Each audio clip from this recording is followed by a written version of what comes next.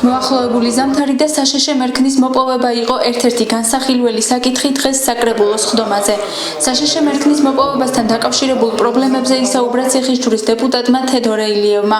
სამცხე-ჯავახეთის სატყეო სამსახურის უფროსმა მეტყევემ ლევან თედიაშვილმა კი განმარტებები გააკეთა და აღნიშნა, რომ ამ კუთხით პრობლემები არ არსებობს. ჩვენ გვეგონა 500 კუბომეტრი იყო 70 კაცს შეხვდება და ვადგენდით სიას. კოდი როცა გაიცემა, მე ეს კოდი ალბათ გებულობენ, ეს საიდუმლოდ მოგწეს ეს კოდი. უნდა მიგვეცა 500 კუბომეტრზე.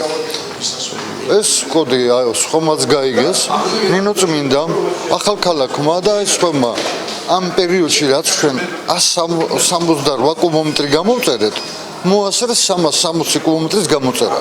22 კაცმა მიიღო ბილეთი, თქვა გამოწერა და მე ვითხრეს მორჩა. ახალქალაქის და ნინოწმინდის მოსახლეობისთვის საშიში მერქანი გამოყოფილი არის როგორც ასპინძის სატყეობაზე, ასევე ბორჯომის სატყეობაზე, ასევე ახალციხის სატყეობაზე.